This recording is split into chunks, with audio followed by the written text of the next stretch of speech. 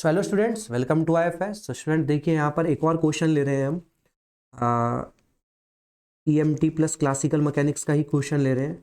देखिएगा, suppose that ये कोन है और इस कोन का ये सिमेट्रिक एक्सिस है, ओके। और ये पॉइंट है हमारा P, ये this point is P, okay, and this point is O, okay. तब आप एक चीज देखिए, यहाँ पर बोला गया है कि या uniform current is flowing on the surface of this cone.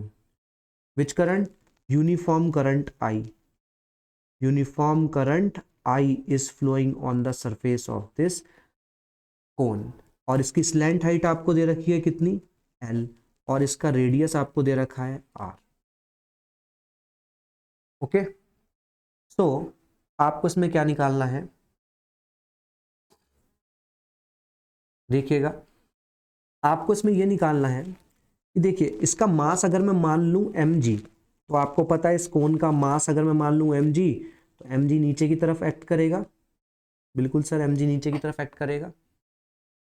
और अगर मैं बोलूं कि इस तरफ हमने मैग्नेटिक फील्ड लगा रखी है हॉरिजॉन्टल डायरेक्शन में, तो आप देखिए जो ये करंट फ्लो कर रहा है इस कोन पर, अगर मैं छोटी छोटी रिंग्स को देखूं तो उन छोटी छोटी रिंग्स में ऐसे ऐसे ऐसे ऐसे करंट फ्लो कर रहा है, यानी कि वो एक मैग्नेटिक लूप की तरह से बिहेव कर रही है, यानी कि उनका मैग्नेटिक मूवमेंट है। और मैग्नेटिक मूवमेंट अगर मैग्नेटिक फील्ड में है तो टॉर्क लगेगी उस पर। तो मैग्नेटिक मूवमेंट की टॉर्क कैसे आएगी? म्यू क्रॉस बी, क्योंकि करंट ऐसे फ्लो कर रहा है तो ऐसे हाथ को कर्ल करिए, म्यू की डायरेक्शन आई, म्यू क्रॉस बी, तो इस तरफ लग रही है करंट। मतलब अगर मैं देखूं डायरेक्शन ऑफ रोटेशन तो इस तरफ हो रहा है, ऐसे क्लॉकवाइज। और mg की टॉर्क कैसे आ रही है? ऐसे एंटी क्लॉकवाइज, है ना। तो आपको यह बताना है मिनिमम करंट। अब आप क्या कर रहे हो? करंट को बढ़ाते जा रहे हो, करंट को बढ़ाते जा रहे हो। मैं आपसे पूछ रहा हूं कि वो मिनिमम करंट क्या होगा? Minimum current so that the cone will topple about point P। तो देखिए, ये भी एक अच्छा क्वेश्चन है, कंसेप्चुअल क्वेश्चन है, क्लासिकल मैकेनिक्स और EMT का मिला जुला क्वेश्चन है। क्लासिकल मैकेनिक्स और EMT का मिला जुला क्वेश्चन। देखिएगा जरा, पूछा है minimum current so that the cone will topple about the point P। तो टॉपलिंग करानी, टॉपलिंग मतलब ऐसे लुढ़काना, ऐसे ये ऐसे लुढ़क जाए इधर साइड में, ऐसे करना है। तो इसके लिए भाई आपको पहले टॉर्क निकालनी पड़ेगी मैग्नेटिक फील्ड की वजह से जो टॉर्क आ रही है, और जो टॉर्क आ रही है mg की, और इनको बैलेंस करना पड़ेगा आपको, राइट। तो देखते हैं, चलिए देखते हैं यहां पर।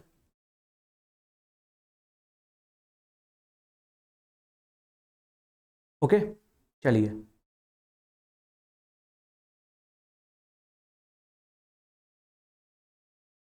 देखिए, अगर मैं टॉर्क निकालना चाहूं मैग्नेटिक फील्ड की वजह से, टॉर्क क्या होता है? Mu cross B. बी तो मुझे पता है, बी मुझे पता है ना, बी दे रखा है क्वेश्चन में।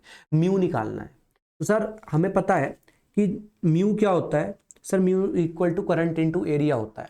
अब आप देखो, जो छोटी छोटी ये रिंग्स हैं, यहाँ पर रेडियस अलग है, यहाँ पर रेडियस अलग है, यहाँ रेडियस अलग है, यहाँ रेडियस अलग है, यहाँ रेडियस अलग है, यहाँ रेडियस अलग है, यहाँ रेडियस अलग है। तो एरिया बढ़ता जा रहा है रिंग्स का, और रिंग्स का एरिया बढ़ता जा रहा है, इसका मतलब मैग्नेटिक मूवमेंट भी बढ़ता जा रहा है।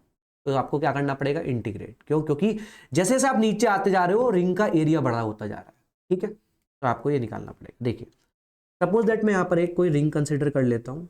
सपोज दैट मैं यहाँ पर एक कोई रिंग कंसिडर कर लिया, और इसका रेडियस मैं मान लिया R, और ये मैंने मान लिया कि ये मैं x डिस्टेंस पर कंसिडर कर रहा हूँ O पॉइंट से, ओके। तो जरूरत पड़ेगी तो देखते हैं क्या क्या हमें यहाँ पर चाहिए। तो अभी फिलहाल मैं इस छोटी सी रिंग का डी म्यू लिख लेता हूँ, तो वो कितना आएगा? DI इंटू ए। एरिया कितना है इसका? पाई आर स्क्वायर। इसको इंटीग्रेट कर देते हैं क्योंकि मुझे टोटल मैग्नेटिक मूवमेंट चाहिए इस कोन का। तो म्यू कितना आ जाएगा? देखिएगा, DI को मैं क्या लिख सकता हूँ? I upon pi R L, है ना, करंट पर यूनिट एरिया। और वो छोटा सा एरिया कितना है जो जिस पर ये रिंग है? तो रिंग का एरिया कितना है सर? सरकमफ्रेंस इंटू उसकी थिकनेस dx। dx अगर मैंने x लेंथ ये मानी है O पॉइंट से इस रिंग तक की, तो ये छोटा सा इसका थिकनेस कितना हो गया? dx। छोटी सी थिकनेस कितनी हो गई है? dx हो गई, इंटू पाई आर स्क्वायर, है ना, इंटू पाई आर स्क्वायर।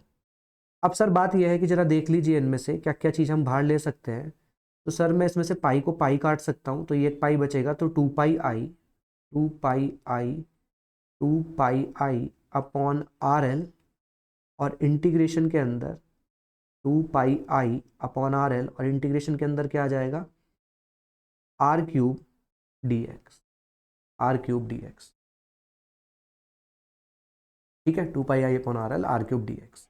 अब बात ये आई कि सर ये आर और एक्स के बीच में रिलेशन निकाला जाए। तो देखो, अगर मैं देखूं कि ये दोनों ट्राइंगल आपको सिमेट्रिक दिख रहे हैं, ये बड़ा वाला ट्राइंगल और एक ये छोटा वाला ट्राइंगल, ये बड़ा वाला ट्राइंगल और छोटा वाला ट्राइंगल आपको सिमेट्रिक दिख पा रहे हैं यहाँ से, और बिल्कुल सिमेट्रिक है।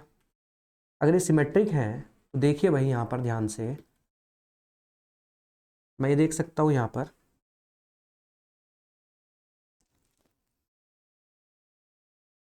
देखिए सिमेट्रिक है, तो मैं लिख सकता हूँ R upon capital R equal to X upon L. तो यहाँ से मैं स्मॉल आर की वैल्यू लिख सकता हूँ capital R x by L, ये वैल्यू लिख सकता हूँ मैं यहाँ से। इस आर की वैल्यू को अगर मैं यहाँ पुट कर दूँ तो म्यू कितना आ जाएगा आपके पास, 2 pi I upon R L, और इसे पुट करता हूँ तो ये R cube by L cube आ जाएगा, और अंदर आएगा एक्स क्यूब डी एक्स, और इस पर integration from 0 to capital L, where capital L is the slant height of the cone. तो ये एक आर से एक आर कट गया, ये कितना आ जाएगा आपके पास, 2 पाई आई आर² अपॉन एल की पावर 4 इंटू एल की पावर 4 अपॉन 4। देखिए इससे ये कट गया, इससे ये 2 जा कट गया, तो कितना आया, म्यू कितना आया, म्यू आया आपका I into pi R square by 2, ये आ गया। तो अगर एक रिंग हो आर रेडियस की, उससे कितना फ्लो, इससे कितना मैग्नेटिक मोमेंट लिंक्ड होगा, I into area pi R square, है ना, और डिवाइडेड बाय 2 कर दिया मैंने। तो ये हो गया मेरे पास मैग्नेटिक मोमेंट। अब मैं अगर टॉर्क निकालूं मैग्नेटिक फील्ड की इसमें, तो म्यू तो देखो ऊपर की तरफ आएगा मेरे पास, है ना, एरिया वेक्टर की डायरेक्शन में, और बी ऐसे है, तो म्यू क्रॉस बी करूंगा तो 90 डिग्री है, तो ये कितना हो जाएगा, आई pi R square B by 2। ये हो गया आपका टॉर्क, है ना, ये हो गया आपका म्यू क्रॉस बी से टॉर्क आ गया, राइट। क्लियर सभी को, ये आपका म्यू क्रॉस बी से टॉर्क आ गया। ओके,